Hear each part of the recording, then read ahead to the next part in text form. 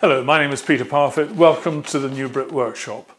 Now, I'm frequently asked, probably about 5 or 6 times a year, if I provide woodworking lessons. I'm afraid I don't, and there are a number of reasons for that. One is that I'm busy making videos, but probably the most important reason is I'm not confident or competent to do that. Now, I do my best through my YouTube channel to answer all the questions that are presented to me, and if I can't find the answer, I either say so or I find somebody else who can answer that question. I have taught woodwork and even French polishing, but at a very low level many years ago. But I'm not a teacher, but I know a man who is. Now, do you remember, it must be at least 2 years ago, I did a visit to the Peter Sefton's furniture school. Hello, my name is Peter Parfitt. Welcome to the new Brit workshop. Actually, we're not there at the moment. We're at Peter Sefton's furniture school and home of the woodworkers workshop. We're in the lee of the Morven Hills, and I'm going to go and talk to Peter and find out what he's up to. Welcome to the Peter Sefton Furniture School. We have a busy day coming up today. It's our November open day. We have 2 open days a year, one in the summer, mid-July, and one this November. So here we have a collection of the work that our full-time students have been doing in their first 11 weeks with us. And we also do 2-day, 3-day, 5-day short courses in specialist subjects as well. The guys have started off doing design work and sketching and drawing both by hand and also on SketchUp on the laptops. And then they've been working on these projects, really skill building at this time. Now, he runs a variety of woodworking courses. Some are just a weekend, and they would cover things like dovetail drawer fitting, wood machining and French polishing. I'm sure he's better at it than me. He also does a 5-day beginners course, and these are for people who are just starting in woodworking. And we're not necessarily talking about people in their late teens or early 20s. People who've just retired are also amongst his many students. And then there are longer courses for people who are going to take up a career in the furniture making business. Now, attending a course here in the UK is all very well for those of us that live here. But for those who don't, Peter Sefton has now embarked on a new venture together with a company called Artisan Media, and they are producing DVDs which are self-contained lessons, and they cover a range of subjects at the moment which include timber selection, timber preparation, chisel and plane grinding, chisel and plane sharpening, and also selecting and using hand planes. And my understanding is that more titles will be added as things progress. Let's look at some samples. Here is a German steamed beech. Beech is a very common timber. It's hard wearing, so it's used for woodworking tools. Traditional wooden planes would be made from beech. Also, a lot of chairs would be made around the Chilterns area, around Oxford area, where the chair bodgers were doing all their work in the forests. English beech would have grown very well because it likes a chalky soil, and that's very common within that part of the world. But it does have a big movement factor, and by that I mean it'll move 2 or 3 times the amount for a size of a board as it would do if it were an oak board, and this will rot very quickly if left outside. Sometimes we can use that to our advantage. This is a piece of beech that's beginning to rot, and it's got what we call spalting. This gives a fantastic marbling effect to the timber. So this kind of timber would have been used very much like the likes of Krenoff, who were looking at timber and leading that into their design, rather than perhaps just looking at a drawing and working it from that way. The American cherry is one of my favourite timbers. It's a really nice kind of pinky tones, and you get greens coming through it as well. This timber is very susceptible to sun shading. So if I left this in our window, with the blinds up, and the sunshine was coming through, and you left something across there, you ruled perhaps and went away for a weekend, when you come back, you would see a stripe on there.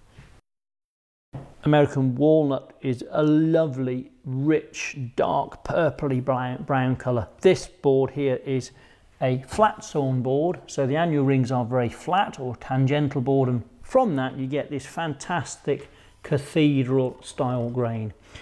And this, I say, should be running as a Christmas tree growing upwards. If we turn that one around and put it So the points are downwards on a door or an end panel. It just looks wrong to me. This is American white ash. This is for a stool project we make in the workshop. I'm looking here actually for some quite clean white ash, and we're going to contrast this with some nice rich walnut or some of the cherry that we picked out earlier on.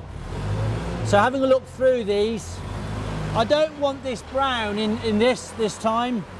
I don't like the look of that one. That one, not great for what I'm doing.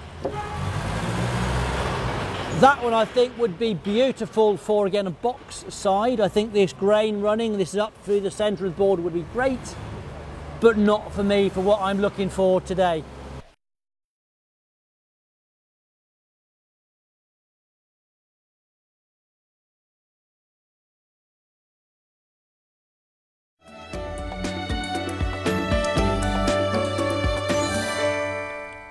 In my experience of teaching and showing people how to do woodworking, whether beginners or people that have been woodworking quite a long time, one of the critical things that's difficult to get right is the sharpening.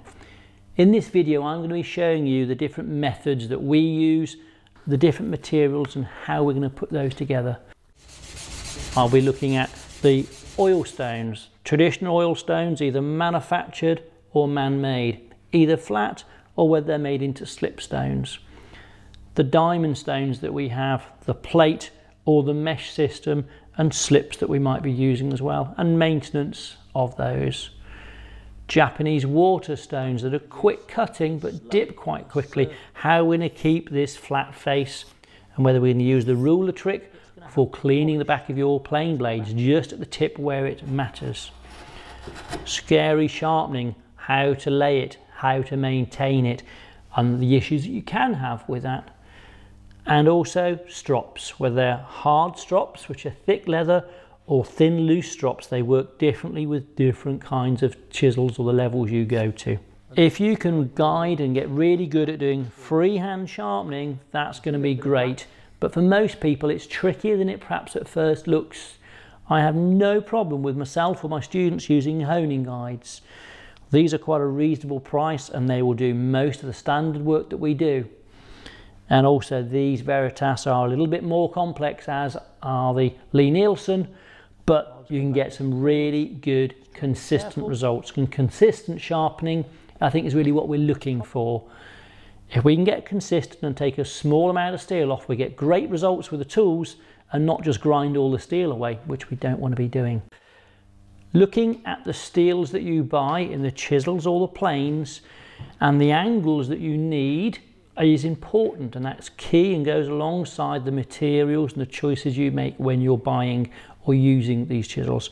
Some steels will work better at low angles, some will work better at high angles, some are harder, some are softer, and it depends which system you use to get the most out of those. I've now got my gauge set to the thickness I want to finish the timber at. So I'm going to gauge the stock against my face side. And this also now means that my flat side of my disc will be on my face side and any bevel will be where the waist is. I can either hold him against the bench and mark him down, or it might be easier to put him in the vise and you've got less things to hold, and all you can concentrate now is actually working with the gauge. Either using one hand, or we can use our thumb to actually help pinch that into here. And let's mark a nice crisp line down here, which will allow me to have a reference to plane down to. If need be, do it a couple of lines. Flip the board over, do my end grain as well. Nice clean line if possible. And I can do the same to the other two faces. Now that I've marked out that thickness, it's time to flip this board over and plane the other side. I had him in the vise earlier on like this when I was planing this face side. If I flip him over end to end, 9 times out of 10 that's going to be the right direction for you to plane through from here. Put him back in and secure him. Earlier on when I was finishing off my jack plane was relatively fine set, so I need to wind him out and take some bigger cuts, because I've now got to take off 3 or 4 millimeters. That's going to be over 1/8 of an inch. I could perhaps go to a scrub plane, but it's probably not quite that bad. Also, if I have a look at this with a straight edge or the rule, I've actually got quite a dip in the middle of this one. So I'm going to have to probably work around all of the outsides and work my way down towards this dip in the middle.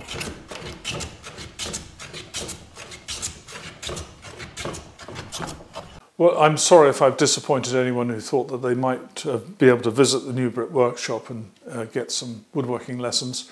But I've done my best to sort of point you in the one direction I know where you could get some excellent courses under your belt. And why not take a trip to your local library, have a look through the various books that are on offer, do a bit of Google searching and see what you can come up with in your area. Many thanks for watching. Take care. Bye-bye.